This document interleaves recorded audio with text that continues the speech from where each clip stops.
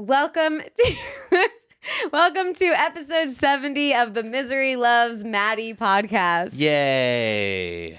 This week, we discuss Twin Flame University, Cheesecake Factory, P90X, P90X, badly run establishments in Los Angeles. and everything stand-up comedy that we And know. I may or may not have left my job. Tune in live. Ooh! Like and subscribe, check out my Patreon, and share with a friend. Thanks for watching.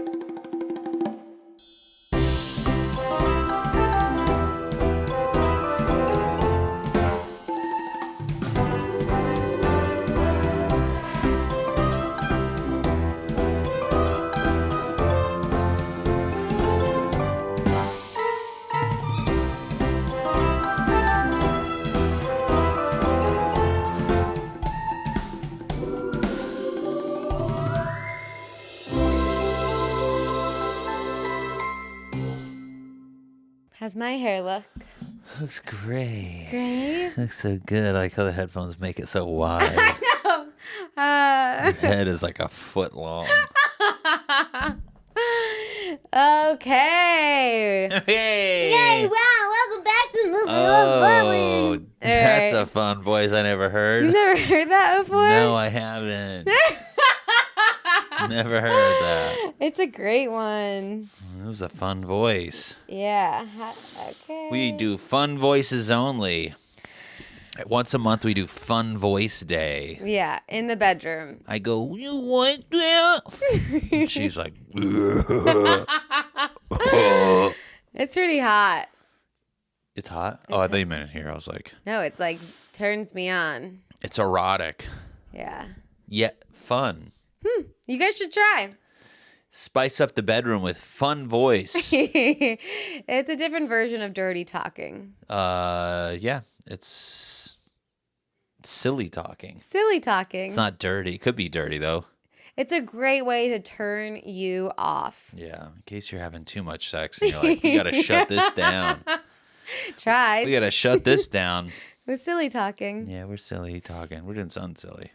Well, this is our words. You know, we do dry January every year, and it is not January yet. It's wet December, baby. So cheers. ASMR. Ooh, this is very sweet. This is very strong. Can't wait to drive. Oh, Beep, beep. God. He always says that, and he says it on stage, too. Because I mean it. Comedy is the truth, Mandy. Oh, I learned that about your fart joke. Well, you learned that about my farts. Not just the jokes. Oh, yeah, I get it because you said the fart jokes. I'm really bad. I listen back to podcasts I'm on, and I'm like, I don't listen to the other person. This is why I'm very excited to announce that his podcast will be coming back next year. In January 2025. In January 2025, he will learn to listen better. I will listen to my guests. It's embarrassing. Like, you literally just said, like, your fart jokes, and I go, more of my farts. I think what you're doing is in your head, you're thinking about the next thing before listening to what I'm saying. I hear where you're going with it, and that's where my joke department goes, let's go. We're typing out the jokes like it's a late night writer. When you did improv, was this a problem? Did you always think out your scene before doing it? No, it's pretty good. I mean, I just sometimes I get excited. No, I need to just listen. It's bad, but it's embarrassing. Like, even when I had guests on my podcast, it was just like cringe where they'd say something and I would just completely not respond to them correctly. I would say something, but I wouldn't reply correctly. So Podcasting definitely does teach you how to wait and let the other person finish and then polite. talk. You're so polite with me. Oh, wow. Whenever we eat dinner, I'm just like, bleh, bleh. She's like, I'll wait till he's done.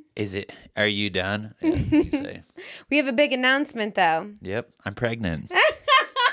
I feel like She went, boo, in my boo Chymbor. Silly, dirty talking. And that's how you make a silly baby. Yeah, she went, ooh, I'm not wearing a condom. And I'm like, ooh, what? Oh, no, I think we're in the clear to announce your work thing. Yeah. Because it's official now. I'm firing myself. I told my boss today, I'm quit. I'm leaving again. I left last summer, and then they asked me to go back. For my day was pretty free. I thought I could juggle both. I was, things were on the up and up. And it was only supposed to be for a short window, which at the time I remember, I was thinking about it today. They're like, just come back to run this project. It's to be like 3 months. I go, all right, that's all I'm doing. And then you kind of let your foot off the gas with comedy. And I was making money there. And I'm like, well, comedy's not really, we were going on the road doing all fun stuff.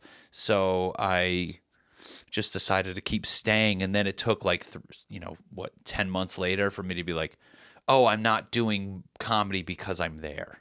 Mm-hmm. And it just got too much. So finally leaving, breaking the chain. Probably need to be back in another year. No, I won't. I really won't. I won't go back. I'm actually at the point where I'm like, I want to be broke. I know I can work that job.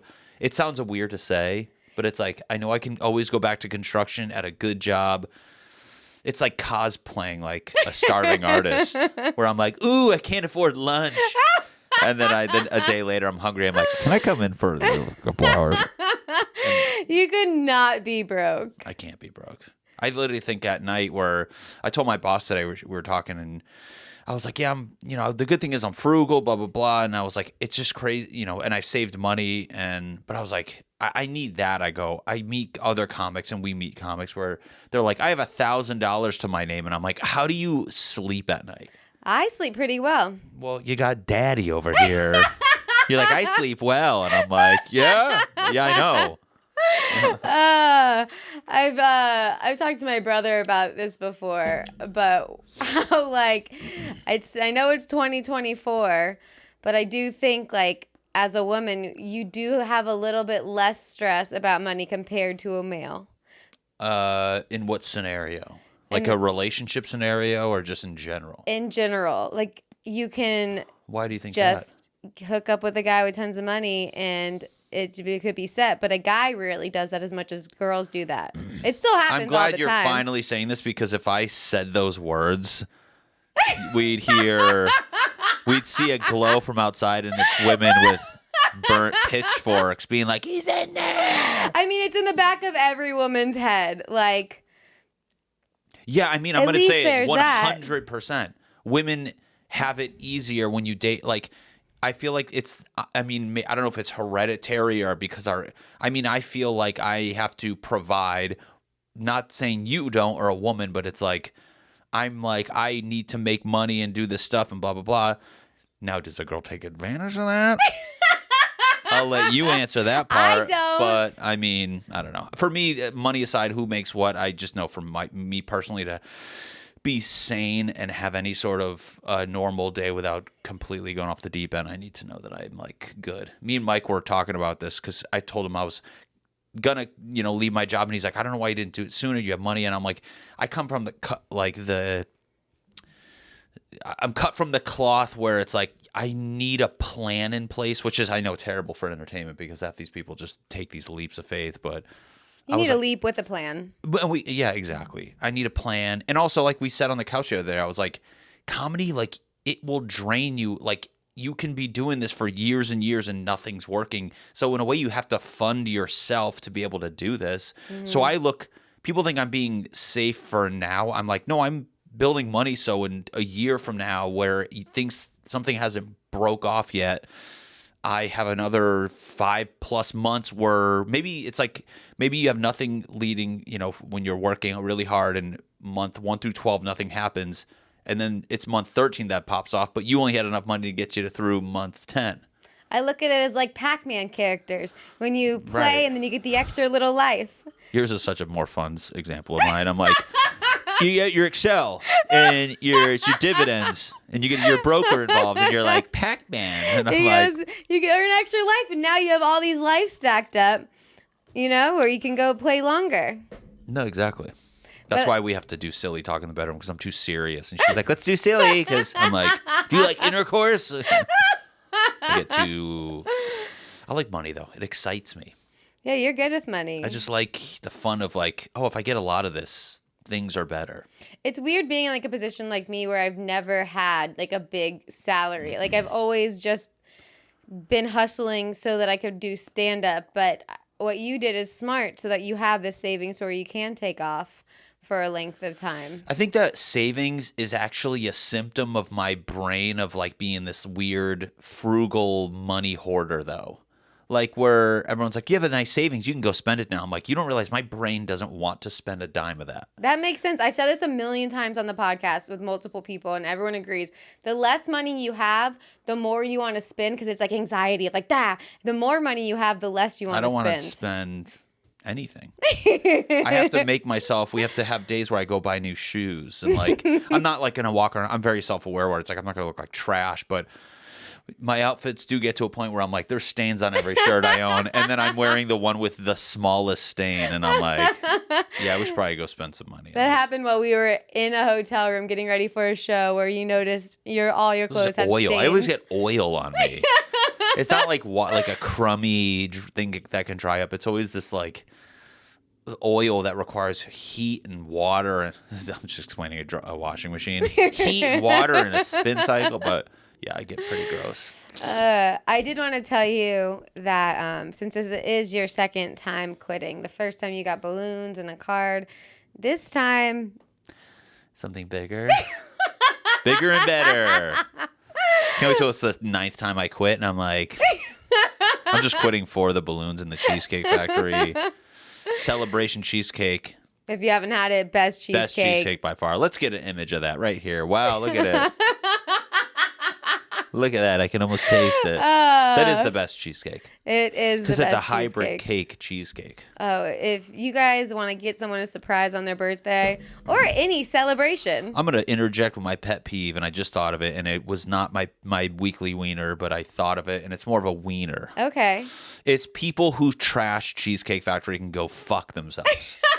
I'm so sick of people saying that place is shitty, it's dumpy, this, that, and the other. First off, if you think it's dumpy because like families and people who aren't like bougie go there, you're a piece of shit. Mm-hmm. Think about this. You need like the environment and the bougie lifestyle to fill some fucking void with that you have. But pound for pound, I will never believe that somebody can sit down there, eat their food, and be like, this isn't good. We've done Cheesecake Factory filthy, nasty, fucking dirty.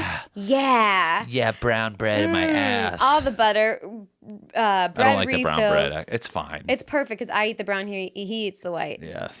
Mandy loves the brown. People hating Cheesecake Factory is a great wiener. I love Cheesecake Factory so much. It's our favorite place to go. We've probably talked about it every episode. Bang for your buck. Good portions. Environment.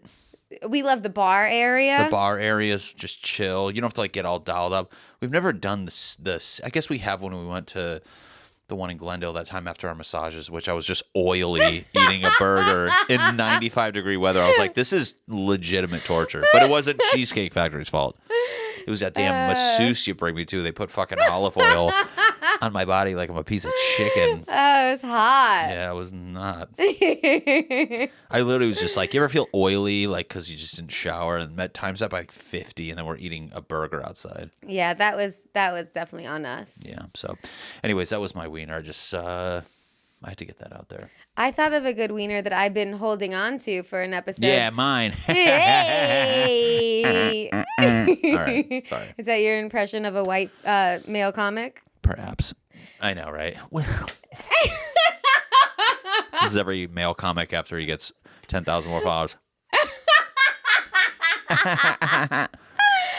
Oh my god! It's like Jamie Kennedy in Malibu's Most Wanted. You're like, what is going on with like when people get fame and they just like think they now get this like they're like Pokemon where they hit like a new level where they get to do new things, and then every white guy after a while is like, they're like, no, I'm doing it satirically. I'm like, no, you're doing it seriously. It's bizarre. It is really weird. Anyways, the wiener you're holding on to. So the wiener that I'm holding on to that we've talked about a bunch is when you go get an appetizer somewhere and the portion size is always an odd number.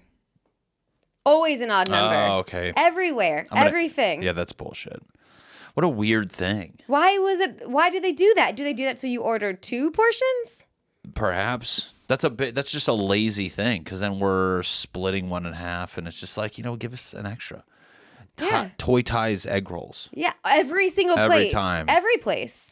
I thought you were going to say, which I think is another one on top of that, is when the happy hour size is just like violently smaller. Violently. To the point where you're like, what the fuck is this? The hummus at Shithole Electric Owl. Oh my God. We're just exposing LA right now. That's my new podcast, Exposing LA. A journey through the issues of LA. I also hate when happy hours are like $1 off draft beers. You're like, keep your fucking dollar. Well, no, they don't. Remember at Volcano, Exposing LA. On Sunset. They had the menu, and I go, they list all the prices. Like, I guess that's good. I go, what's the regular one? They go, the vodka soda was like $10. The regular one's $11. I go, wow. I go, I'll pay the extra $1 for you to not be piss me off. That's funny. That place, that happy hour, that you're basically just ordering their food. But I mean, inflation across the board. Volcano's prices went up on their happy hour. I mean, I used to go there, and a baked crab hand roll was what, $5.50, and then now you go there, it's like $10. My haircut went up. I was gonna say your haircut. That's a good wean. I mean, in a weird way, I told her, I was like, I'm gonna pay you the same, and it's fine, but. Well, because I tip, and it's still technically more, so I give her $45, even though the haircut's now $40. This costs $40. Look how gross I look. She does a good job, but I'm just saying, like, everything's going up. It's just, I get gas goes up and down, but I think people do it, and we've seen this where that place, La Piazza at the Grove, Exposing LA. We went there. We used to go there when we first started dating. I still think about the time we were there drinking. We heard Lionel Richie's song, and it gave me the idea for the vibrator video. Oh, Remember, yeah. I was like, "This is the song for my vibrator," and then I made it, and it went bananas. But that place, we used to go there. I was doing P90XN, which we can talk about, but we'd go there, have a drink, and then we'd get the calamari with the shrimp. And it was like 20, but what was it, like 15, 20 bucks? Yeah, it was like 15, add the shrimp, 20. Well, and then I was like, oh, I'm going to bring my mom there. There's a fountain, everything. It's nice. We go there, we sit down. It was what was it? It was insane. It was 30, like 35, 40 for an appetizer. I mean, and my mom wanted to pay it, and I was like, I refuse to let you get gouged by these pieces of shit, because I was going to be too self-conscious. She would have spent like $300 at that dinner, like if not more. And so where did we go? Cheesecake Factory. It's like one of those it's like one of those interventions where I was like, oh, this is on my last dollar. At the end of Wolf of Wall Street, when he's like, remember, he gives a speech to the woman, and he's like, she couldn't rub 2 pennies between her fingers. She was, she's like, I love you. You were there to give me money. This is what. That was it. We got to do that meme, how people put titles over movie scenes now with, it's going to say Us Cheesecake Factory. Yes. That's funny. I love it.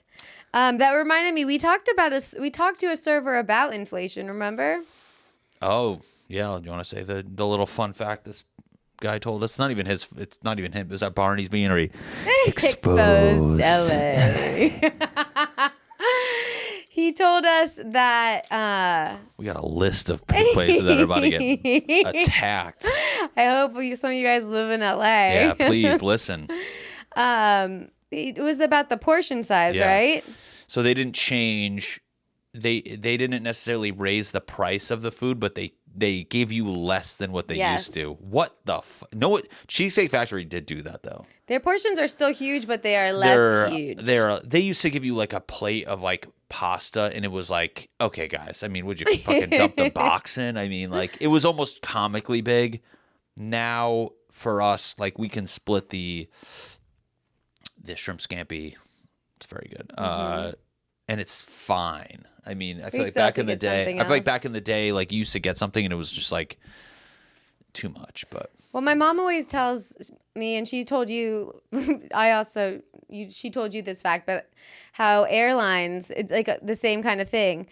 someone like told one airline, like, if you take away, like the peanuts, you save millions or whatever. Yeah. And then they just like took away eventually everything. Spirit's like, hold my beer. Like, you ain't getting shit. What a ballsy move for them. They blindfold everyone. There you go. $5 to see other things. It's so funny how like people can make these crazy moves and changes, and we still do it. I mean, it's not that we have to. I mean, look at fucking Instagram now, or TikTok now has like TikTok shopping where it's like you swipe by accident and you're in like fucking, it almost looks like Amazon now. Really? I mean, it's like every 3 swipes, it's an ad.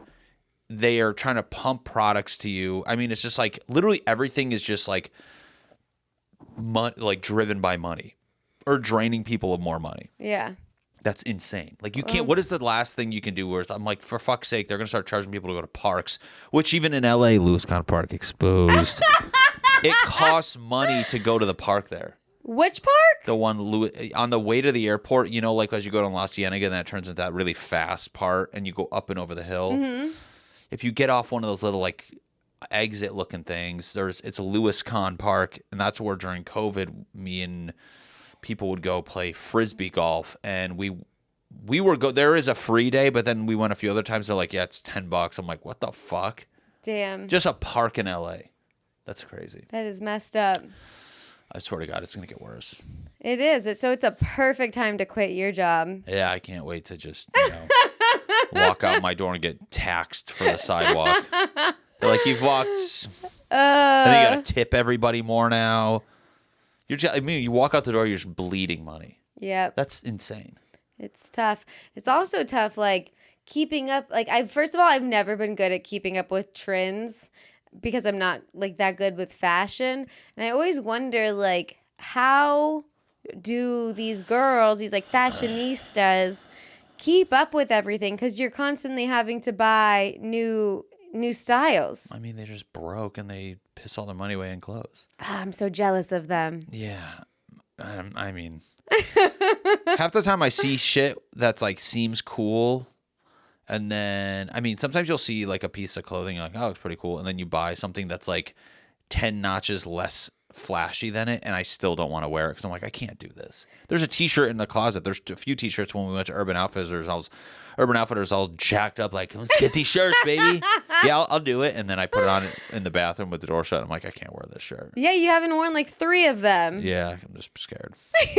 I just like, I mean, I shit on guys that are my age and older who like dress like little boys too much to like, and I go, oh, you're going to go against your whole belief system. And I don't want to wear it. And I still think it looks dumb. So I kind of justifying why.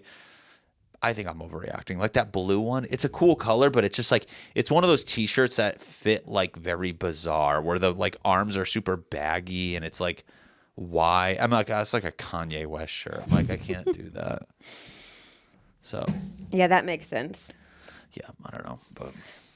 But back to the quitting the job thing. Mm-hmm. It's the craziest thing. Like now we're so into it, like into stand-up, that we're able to like have a bigger picture of what's going on with like every single part of it pretty much, at least definitely in the scene. Right. But one of the main things is like, if you're going to make it, is that you? That was my frog throat.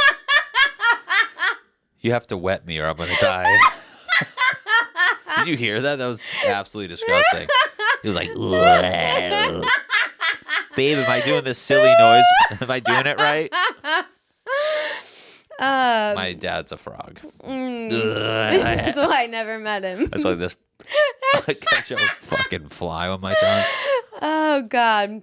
Anyways, so we've realized that it's why he's quitting is like, you have to put in so much time. And it's not like a thing where you can just pop into writing stand-up, pop out and work your job. Yeah, it's impossible. It's like you have to like really be in it. That's like almost saying like during the workday, like, oh, I don't have time to work out. It's like, well, you got a couple minutes. Like, once you just start jogging in place, you're like, fucking no, bitch. That's like insane. Like, yeah. You got to get warmed up. You got to get into it. And once you're into it, you don't want to pop out of it. And you're right. Yeah, it's to the point. And it sucks because, when you're younger, you have to juggle the two jobs. But I think you're so young then you're like excited to kind of sneak away. Like at my desk when I worked at the architecture firm, I had like notepads, and that's when you find every idea funny. You're hacky. So you're like, oh my God, airplanes are weird. And you like write a whole page. So you're getting used to it. But then as you get older, you filter out what you think's funny and what's not. But like, yeah, there's a point where you have to just, it's like, fuck this thing. That's why I've been conscious of that. And I was like, I just want to save up. I always thought, and it's funny looking back to tell the younger me, like, when you start comedy, you're like, oh, one day I'm going to become a headliner or something's going to happen where I make money. But then you get older and older and older. It's closer to headlining, and you start to learn the numbers of things. And you're like, oh, I don't think it's like it's not like a transition where it's like a smooth, like, here you go now. Like, not at all. It doesn't naturally happen. You literally like have to like plan to leap off. Like, I'll lift the veil, like, as far as, I make X amount of dollars a week, for my day job, and then, which is clearly enough to cover all my bills and savings. Thankfully I have a savings. So, God forbid, whatever. Show off.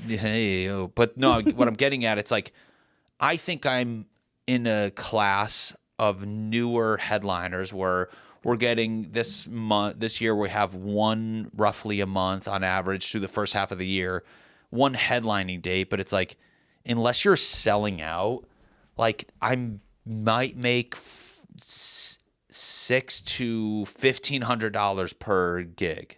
So it's like, okay, that's only one a month. And it's like, those are hard to get. Mm-hmm. And now you're like, shit. So it's kind of alleviating the bleeding. But then you do the math. You're like, damn, I got to do a lot more one-nighters or have my social media pop off. But like, just goes to show, like, and to be at this level now, it requires your whole day to constantly be writing, doing new content for social media to get more fans there. The number is 1-to-1 now, as far as like, if your followers go up, you sell more tickets, you make more money. It's like bing, bing, ding. So it's like, and it's crazy at this level. I need my whole day to make content and write. So at a rate where I can post every day, write every day. So then when people come to see me, I'm good enough joke wise that they want to come back. And then also how much time you spend doing the email list, reaching out to marketing. Yeah, it's crazy. Get people. It's like, you think growing up, you're like, I'm just going to quit one day and have an agent and they're going to do everything. I'm like, yeah, agents don't even want to mess with people who can sell tickets. Yeah. It's like, I don't understand any of that. So you got to do a lot of it yourself. And it's, that's why I drink. That's why I drink a lot of stuff. But it's exciting and you learn all the parts, but it's just like, oh wow, you feel like you're walking, like making it an entertainment. It's like you're walking the wrong way up a river, and you think like, oh, the flow should calm down at some point, and you're like, it's getting harder still. That's such a good analogy. You're like, it's literally not stopping, and the only thing to make it stop is when you're following, aka the rocks below you, start to lift you up out of the water, and you're like, oh, but even then, it can get worse again. But you're like, it is just like, if anything, it just gets harder. You're like, man, I miss the days where you're like naive and you do the shows in like around LA, 10 minutes here. That's easy. Although I was equally, if not more scared then, but now like, then you go to a venue, you're like, I'll wake up in the middle of the night. I'm like, God, I have to sell enough tickets where it's not embarrassing. I have to sell enough tickets where I make enough money to cover all our shit. Then on top of that, you go there, you're like, I have to be funny enough where they want to come back. So you're like, this business opened their doors for me. You're like, what the fuck? Yeah. That's crazy. It's scary. That's why I am quitting my job. I'm slowly just texting them under the table like, can I do part-time? Can I do part-time? I would tell my younger self is to not be like what you said, like you're waiting for this moment to feel like, okay, it's time for the next level. Like you're gradually, naturally growing and you never realize it that you're growing and you just are. But like I was comfortable doing pretty much nothing for 10 years, just doing shitty shows. Yeah, you get in that little vortex of just shows in LA and you're like, if you don't make yourself get more time. You have to make those opportunities happen, whether you book yourself on a show or you've asked somebody. But yeah. Which he's been telling me this for probably about a year, maybe more now. But I'm finally gonna listen. Yeah. No, I'm ready now. I wasn't ready when you first told me. But June, I'm going to plan my first headlining set. That's great. I know. I'm excited. I'm excited. Do you want a feature for me? Things are getting worse. No, I'm just kidding. I'm kidding. Yeah, I don't care. Can I? I don't know. I'm working the door like just stamping tickets. Like, where the hell am I going up? Do you want to host? Like, no, the venue. You're gonna see people. But I think it'll be a good push from like now to I have 6 months to turn a feature set, which is 25 minutes, into 45 to an hour. It's a lot of work. But there's a lot of stuff I'm excited about writing, and with him writing every day, I feel like it's going to help me write every day. It should. It's a lot. It's hard. It is hard. Sorry. It was very.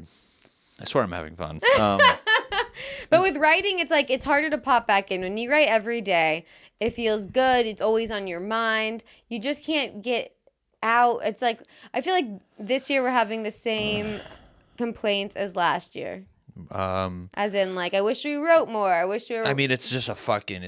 It's every day, and then I have those like once a month. I'm just like I snap and I go, how many times you got to say this yourself before it makes sense to you? Where I'm like, I don't write enough, blah blah blah, and I'm very brutally honest with myself, and I'm to the point where I'm like, this won't work because you don't write. Yeah. Like it literally will get to the point where. And I'm starting to see like parts of it where it's like we're doing Atlanta and Boston, which I just did last year. And I'm like, arguably the same set, which in my defense, the way I had this rationale when I would feature more, it's like, I mean, you're still working on the jokes, but I'm going to call bullshit on that. And it's like, if you wrote more, you would have more stuff to say. And it's easy to just say the same things, whether you think you're tweaking and honing them. It's like, you should still be writing new parts and blah, blah, blah. So it's crazy because, I even told my boss today where I was explaining, I'm like, yeah, I just need time to devote to comedy, to like write more. I go, it's to the point where I'm like, I'm going back to cities where I have a lot of the same set. And I go, you don't want people to come and then they're like, I just heard a lot of those jokes last year. And then the next year you go, nah, I don't probably want to go.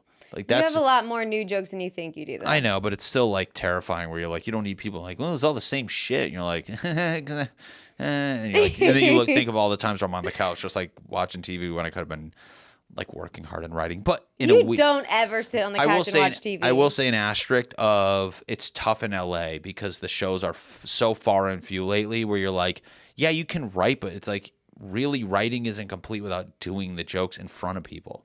Yeah, that's what generally sucks, and a lot of comics can vouch for me on that. All of the comics, besides 10 people. It sounds like we're bitching, but you're like, some of it's justified, but like that in particular note is like very true. Where you're like, I mean, there's nowhere to get up. The city's dog shit. Yeah. All right, I'm gonna pee. Okay, go. Be right back.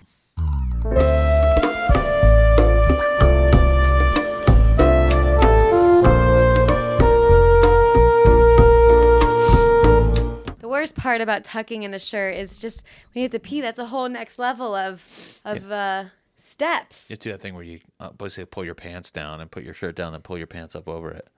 What do you do? When you tuck in your shirt, like if you go to the bathroom, or the easiest way is to basically unbutton your pants, pull them down a little, let your shirt lay flat, and then you pull your pants over it, rather than being like ramming your hand in your pants. Oh yeah, I do that. Yeah. And then a ram. I do a tuck and a ram. Tuck and ram. Tuck and ram. Yeah, we weren't complaining before. We were just explaining. But I think looking back, we learned a lot this year. This was a good year. Yeah, it's every year. It's But this year more than I think any year. I agree. Because we're at the point where you're just doing it now, and you're like, all right, I'm in the cycle. You're in the final like phase of just growing, in my opinion. I know that you can always get bigger, but you're like, once you start getting on the road more and doing that, you're like, this is where you just start grinding, like where people like, even like Bill Burr is like, he was on the road headlining, doing stuff like that for like years. And he's just like, what the fuck? But I'm like, at least you're like, it's not like you're like some kid in LA doing 10 minutes here and there. You're like, which is exciting, but I'm excited to finally, and it's like, one thing I need to do this year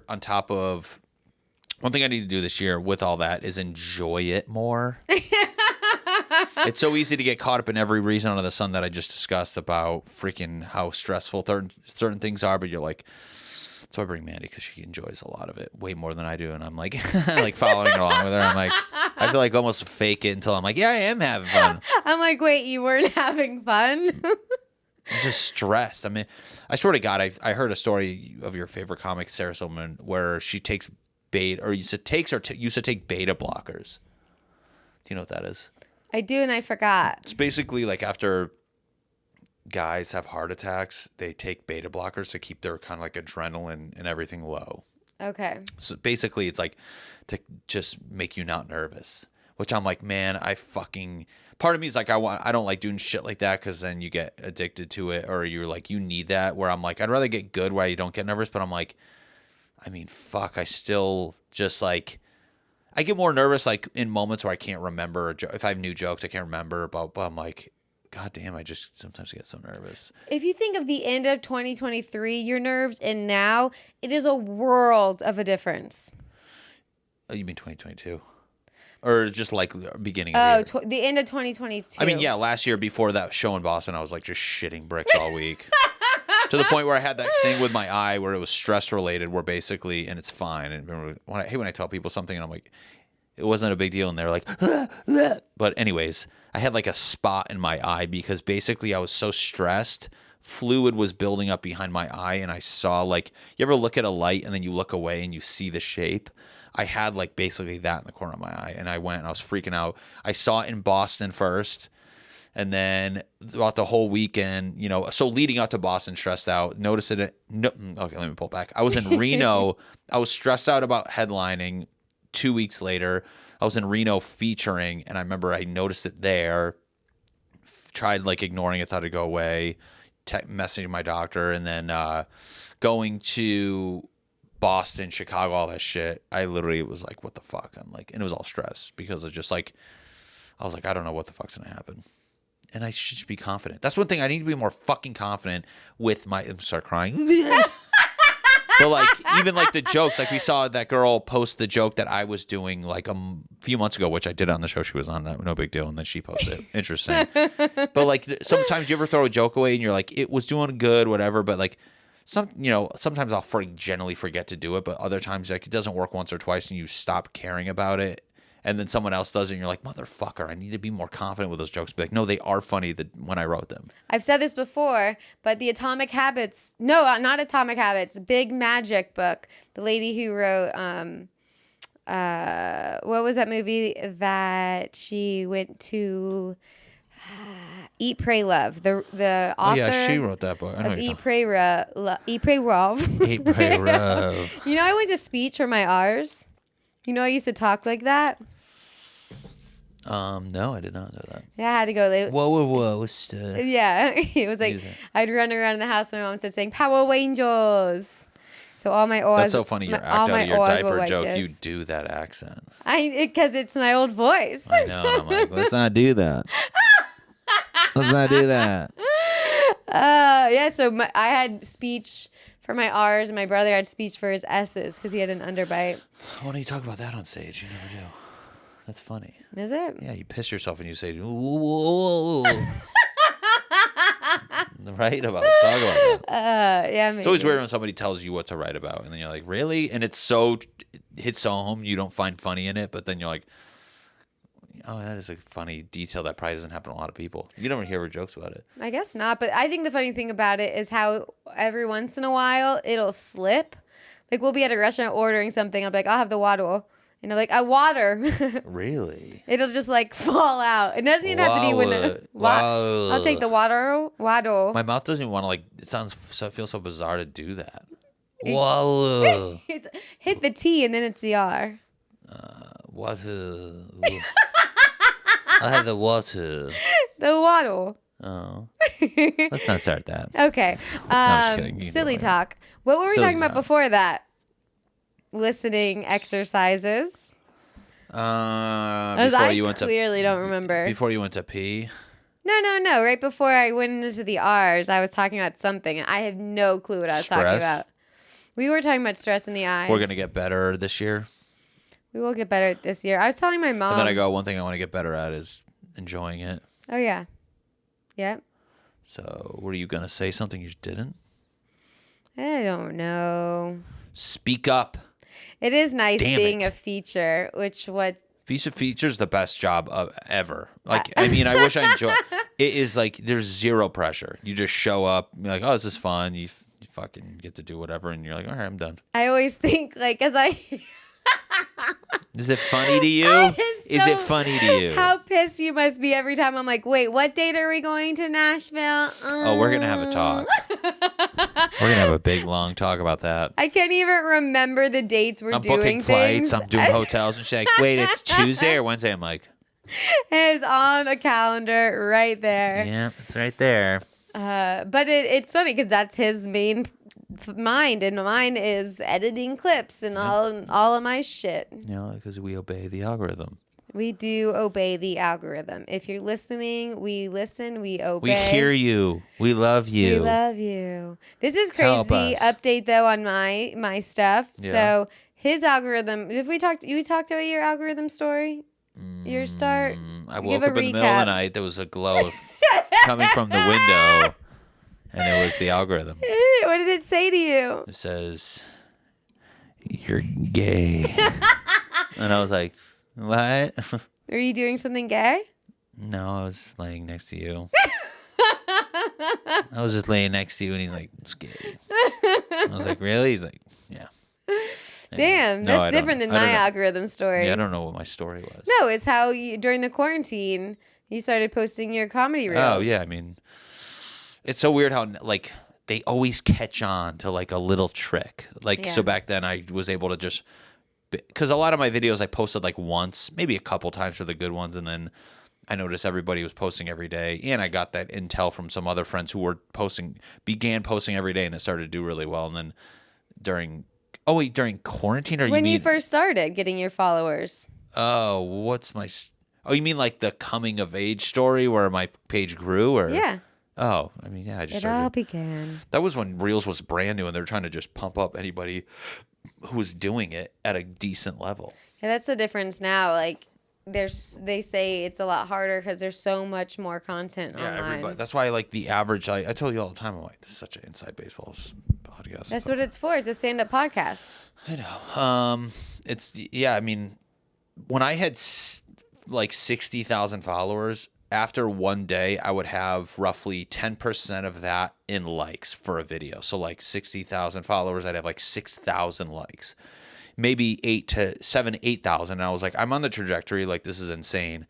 And then the more my followers grew, my average likes started to go down, where it was like, I mean, now after a day, I have 180 something thousand. After a day, I'm like, if I got 5,000, I'm like, this is a pretty good video. Like, it's just because now there's so many, everybody's posting like reels. Like, I mean, go on your phone and it looks at one of your stories. Like, you want to make this a reel by any chance? And you're like, and what got me thinking, I go, the more reels they have out there that are different, the more things they can slap advertisements on, meaning the more they can get paid. Mm-hmm. It's fucking bullshit.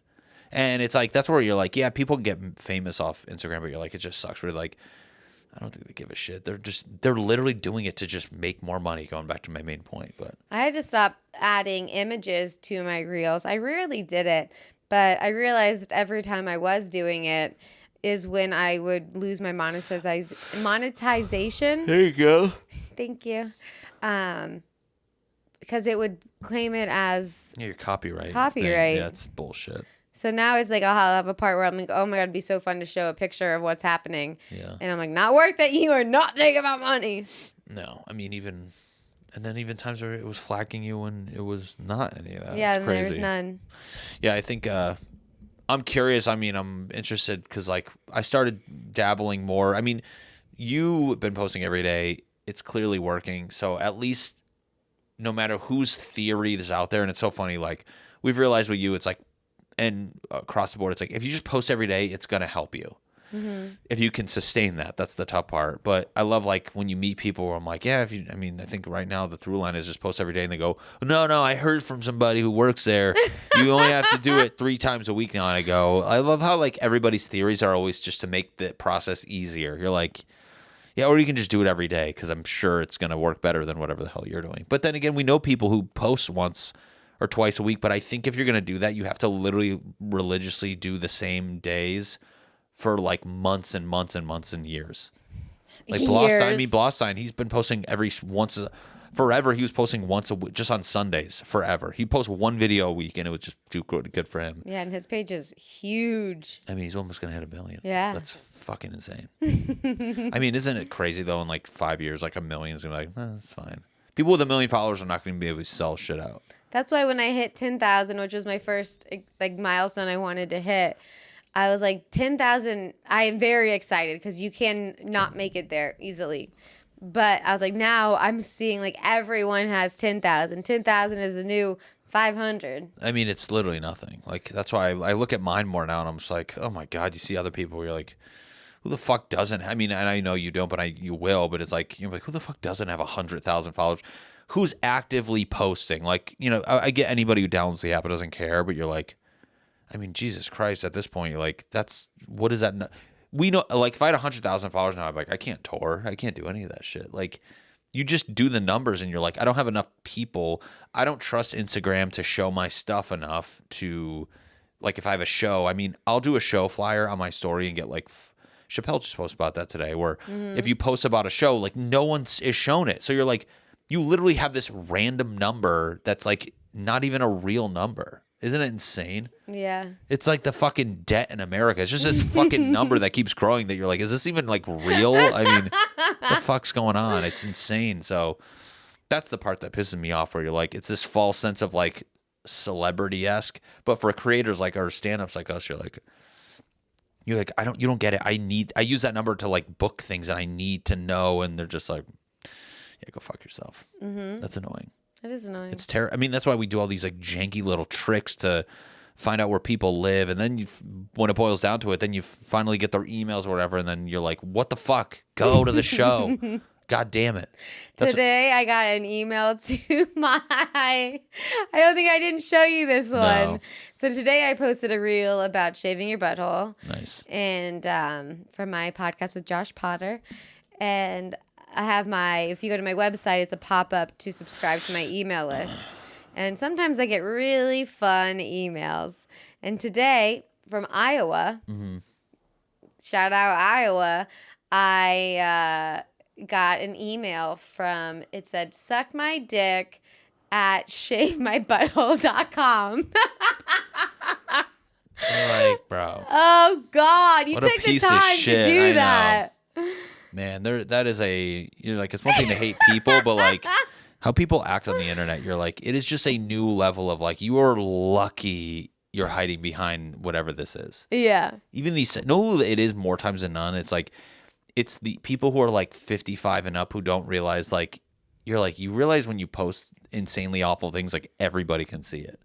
It's usually that. I mean, the person who did that's probably some young little prick, but oh my God. I mean, I did my new stand-up page and I already got in trouble for chirping back at somebody. You're like, and I said to you, and it's like, this is what's unfair as a creator. You're supposed to be like, with great power comes great responsibility. You're like, AKA, you can have 100 people telling you you're a piece of shit and you suck. And if you write back something semi-rude to one person, your page gets flagged and nobody is ever seeing your stuff again. You're like, they'll literally, I mean, we always talk about this new world order where they're going to shut people off and get microchipped and shut off. I'm like, we're literally in that right now. We're literally microchipped our phones, and our whole life is on the fucking phone, social media, and our livelihood. But if you do one wrong thing, they're going to shut you off, aka what they fucking do with violation, our community guidelines. You're like, that's insane.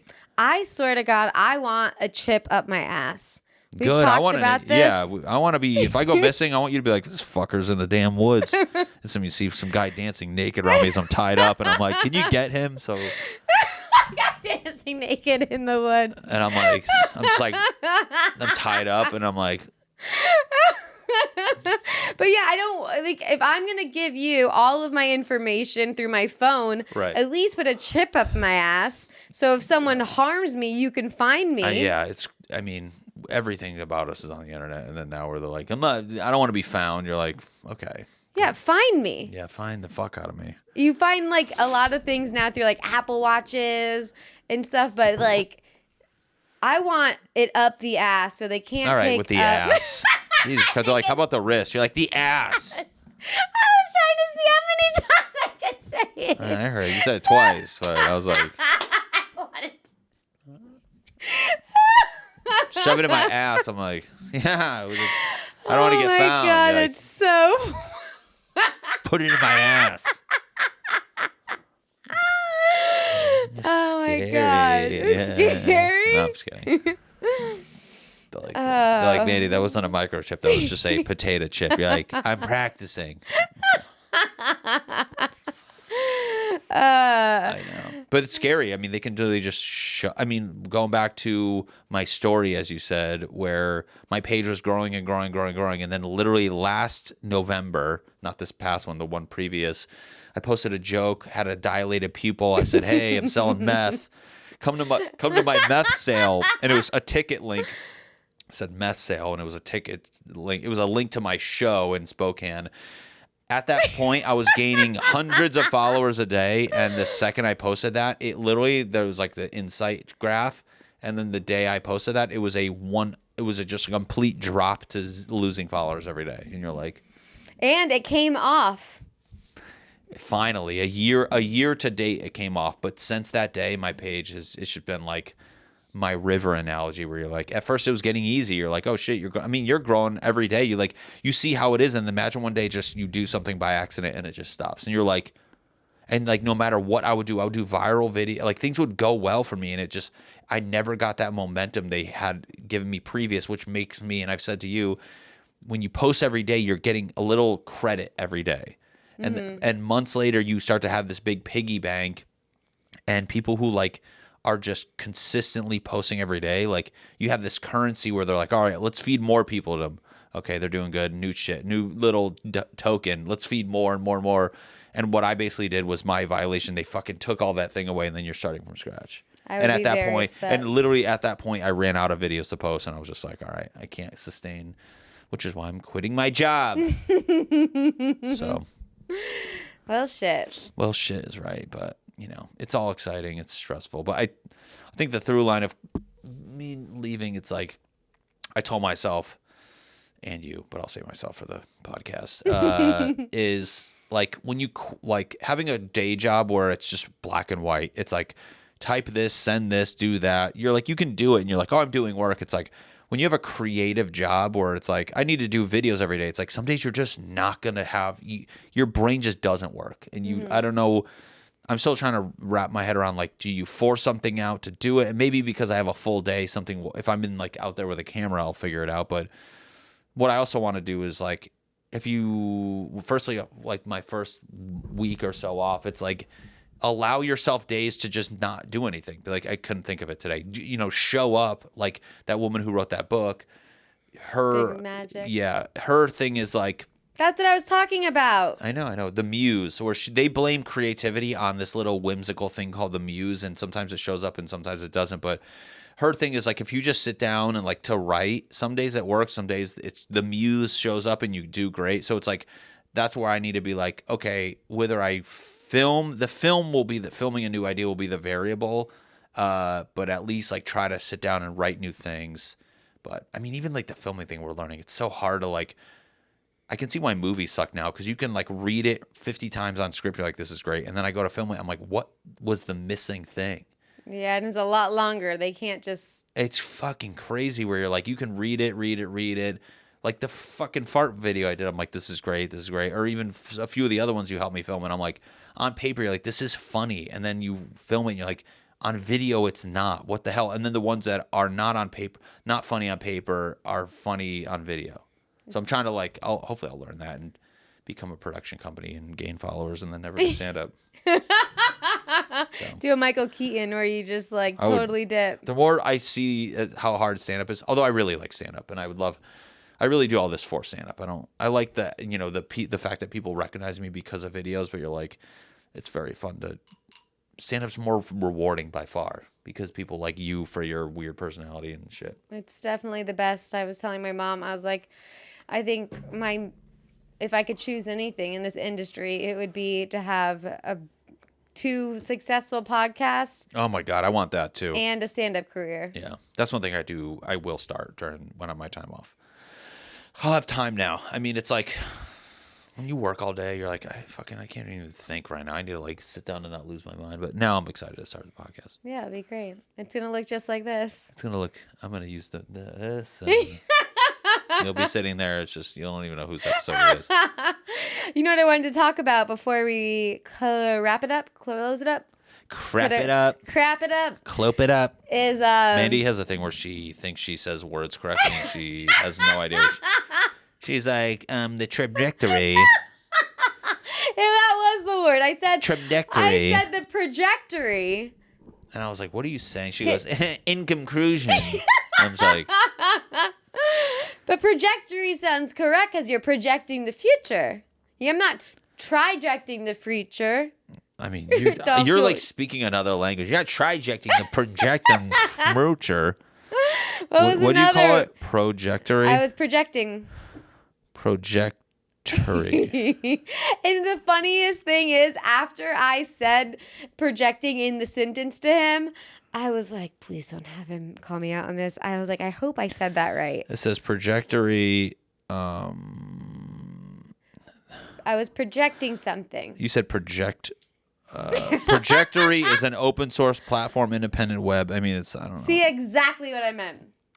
Yeah, I don't know. She just makes up words, and I'm sitting there just like, am I crazy right now? Well, this is the thing with words. Miscellaneous. This is the thing with big words. You pick them up and you try to use them from hearing other people say them, but it's like song lyrics. You hear it the wrong way, and then that's what you just say. I know, but trajectory is a pretty common word. Don't try to. I know what you're saying, but sometimes it's words where you're like, maybe you're 33. Don't say my age. This is Hollywood. I'll bleep it out. Okay. But what I wanted to talk about before we wrap it up is Twin Peaks, Twin Flames. Twin Flames. Twin Peaks is... That's a show I've never watched. The documentary Twin Flames. Yep. Oh my God. So we're the couple who can never find something we want to watch. One, because he doesn't like TV shows. He only likes documentaries. Pause. You don't like TV. You don't like movies, rarely. You like I come in, she's watching Hallmark Channel. I love Hallmark Christmas movies. Well, you like all Hallmark movies. I go, a Hallmark movie feels like a goddamn commercial that's way too long. I'm like, I mean, I get the endearing thing.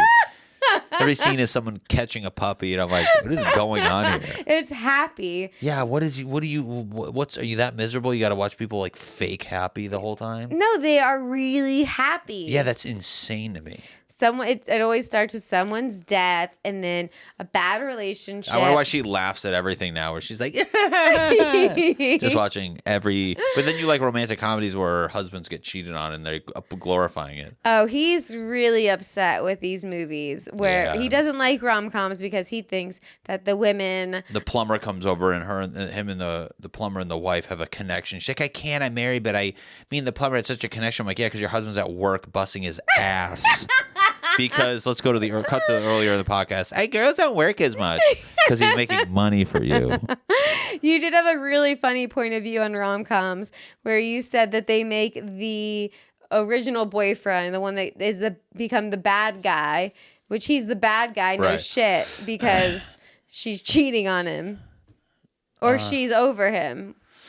What did you say? What did I say? It was so funny. I've never heard that point of view before. Damn, you were defending the male that gets dumped in the beginning for being the bad guy.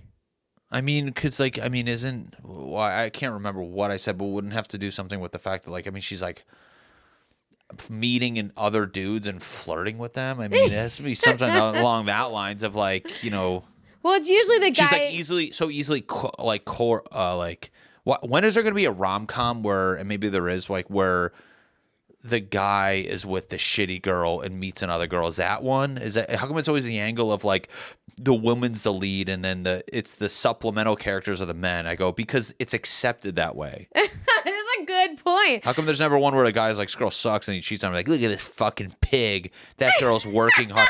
Flip flop it. The guy's stay at home dad, and then the wife's working, and then the dad meets some fucking girl. Like, we just get it better. And then look at that's what we were talking about. Wedding Crashers. Wedding Crashers. You're like, what the fuck are you doing? You invited like a man. You clearly have a crush on this man. You invite him back to your family's thing. I mean, it's just insane that it all in front of your husband who's like kind of. You're like, I don't know. So you're pro Owen Wilson.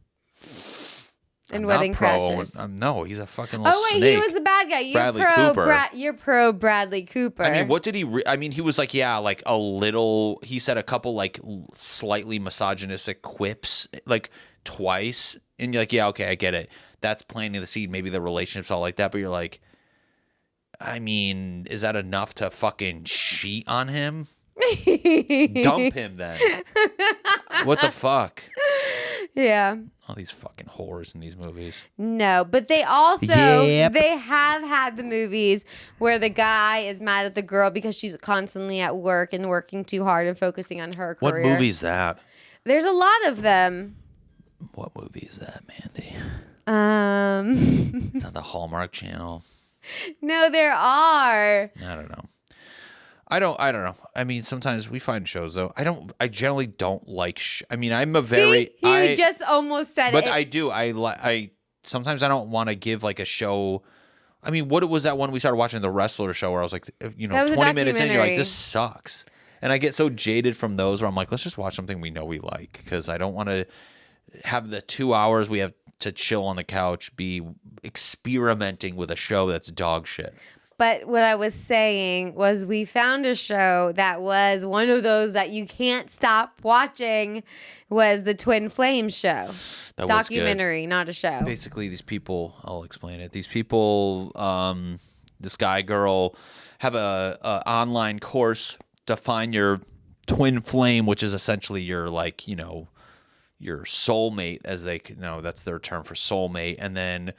But they're basically, they promise they'll help you find your twin flame, and then they charge people an amount for taking their classes and this, that, and the other. And it's basically a big Ponzi pyramid scheme I don't know what the term, which one it is. Not pyramid, but you got to keep taking classes and classes, and you become a coach and take classes, and it's insane. And I mean, this guy now is telling people that they're. This is such a terrible... You can't clip any of this. I'm sorry. I'm like rambling. It's okay. You just explain it. Basically, and then they're, telling people that they should be with this person, and, a lot of the people taking the classes are broke. But it's also like a religious thing where, like, a lot of the members of this Twin Flame University are convinced that their family is toxic when they're saying you shouldn't be in things like that. So then they make them not like their family. Right, because the family's like, what are you doing? Don't be there. And then they vent that to the Twin Flame guy, and he's like, yeah, you can't talk to those people because they're toxic. They're trying to get in the way of you finding your twin flame. And then this person, so like, they're all nerds and losers. Well, they're all fucking losers. No, they're not. But I mean, they're desperate. I get when people are like so lonely, they're just so they'll do anything, and then to have their family be like, "That's stupid. Don't do that." They're like, "Well, I'm gonna write you off right now." It's sad when you watch any of these cult shows, and the craziest thing out of all of it was, so it got to a point where they guaranteed that you would find your twin flame, right? And they weren't finding their twin flame. People got she got what is it called when you can't be near someone? She got like a restraining order. One got a restraining order, was in jail. Like, everyone was like, because they keep saying, the guy said he doesn't like me. They go, keep going. He doesn't realize you're the twin flame. Just keep pushing. And then this woman literally got to the point where she had a restraining order, and then randomly was at a club that he was at, and then the cops arrested her. Yeah, so they would just push them into being they're pretty much forcing you to be a psychotic, crazy person. Because when you first meet somebody, like, you have a crush and you're like, maybe this is going to be the one. You're very optimistic. And then it doesn't work out and that's that. And you're like, it wasn't meant to be. But instead, they turn that it wasn't meant to be into, oh, no, it's meant to be. And they have this term where if you don't think it's working out, they go, well, you need to do the mirror exercise, which is basically them self-reflecting and finding out what's wrong with them So to convince up. themselves that that person is a twin flame. Because basically this guy's selling like, I'm going to find you a person that is your twin flame. And then they mention somebody, goes, that's it right there. And then he does whatever he can to get them to pursue them and make it work. And if it's not working, he blames the person that's in the university, not this random twin flame that's like trying to live their life. So it's fucked up. But then, I mean, it got to the point in the episodes where these people were like, hey man, you know, none of us are finding our twin flame. What the fuck's going on? And he goes, no, why? He goes, I'm going to go back and meditate. And I mean, the whole university is a lot of like, it's all women, a couple nerdy people, maybe a few transgenders, but like he comes back and he's like, I figured it out. He goes, you're actually gay, you're bisexual, you two are twin flames. And now he's trying to twin flame the classmates so he can keep it contained in the group. But the weird thing is he didn't say that they're gay. They said you're masculine. Yeah, he goes, you either a feminine energy or masculine energy. And he'd go to like a woman, be like, you have masculine energy. Actually, I don't know if you know this. And he just pounds them and brainwash them. And mind you, his wife is involved. It's not just him. We're just saying him for the sake of it. Well, she just sits there and barely talks. Yeah, so, I mean, he did it to the point where a woman got convinced she was a lesbian and then transitioned. 2 of them transitioned. That's 2 or just the one? I thought 2 did. Remember one did, and then she kind of popped back out of it, and she was like getting interviewed quite a bit. But I think there was 2. But anyways, it just was watching these cults. It makes sense, and it all comes down to that people just really want love, and it's so freaking sad. And it's sad that there is things out there, whether people want love or whatever, that like these other people, whether you want to call them smart or not, they capitalize on that thing that people, I mean, it's like a bar. I mean, people are alcoholics. I mean, any addiction or I guess not, that's not an addiction, but alcohol is. No, I'm saying the love one. So that's not a good example. I mean, it's definitely not. It's other issues that are leading to this. Yeah. Well, they're just lonely and they'll do anything to fucking, that's crazy. But if you guys haven't, I don't know if we sold you on and it. And do the one on Netflix because there's randomly the same one on Amazon, which I'm like, it's the same documentary just made by somebody else and it's not as good. So it's so weird that there's 2 of the same, but it is so fun when you find a really good binge. We couldn't stop watching it. Yeah, it's tough. I feel like that's like when you find a good song. It comes every like once a month, once every 2 months. When I find a good song, I will just have it on repeat. I know. I miss that. I was like at the gym back when we were going to the gym, and then I was like, because we do P90X now. Oh yeah, we didn't talk about P90X. We made a time machine. It's actually 2007 here right now. No, but yeah. I mean, when you can listen to a song like 15 times in a row and not get sick of it, you're like, that's a good feeling.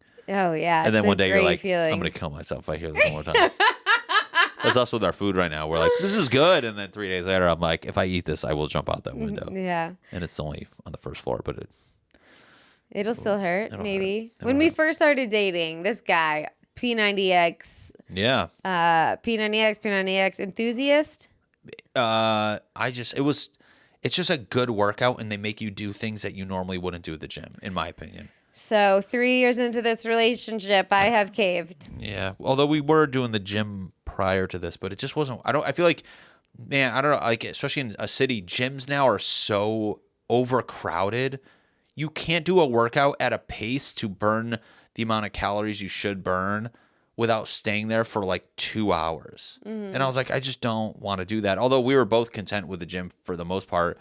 And then we kind of, you mentioned like, oh, I want to like freeze the membership and blah, blah, blah. And I was like, I was going to take December off because we're out of town a lot. And you were going to freeze your Equinox, Miss Fancy Girl membership. Don't even get me started. Don't get me started. Don't even. Going back to girls with, I don't have money. That's so weird. Started. I'm like, I wonder why. This is my one expense. Yeah, you get a lot of one expenses.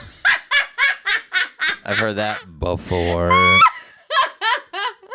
It is Anyways. my expense. Yeah. So, but then I was like, oh, we should do P90X, and then I got all excited, bought a bunch of new dumbbells, bought her dumbbells. So yeah, we're doing it.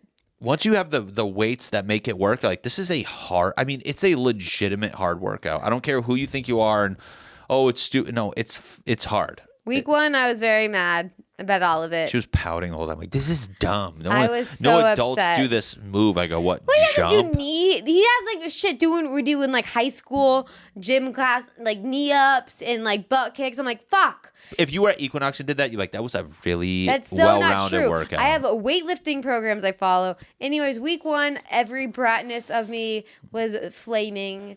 I had flames. But week 2, much better. Yeah, she shut her trap. Week 3, she better be smiling or... I did feel bad week 1 because I was like, this is not what he was expecting, me bitching the whole time. But I also was dealing with not going to my gym. That's my happy place. And watching this fucking guy on the TV from 1933. But now I'm really enjoying it. This is our new Equinox. It's called Equinox. Well, do you want to plug away the shows we're doing coming up? He's headlining his little booty off. Yeah. First one when we come back will be Atlanta in January 24th. We have Nashville January 26th, and then Boston February. Are you laughing? What are you spilling yourself? I spilled my wine. And then Boston February 3rd. And then there's some other dates, but for now we'll just worry about those. Great. Come on out. That's great. That's great. Great. Thank you guys so much for watching. Come see us on the road. And if you're hiring, call.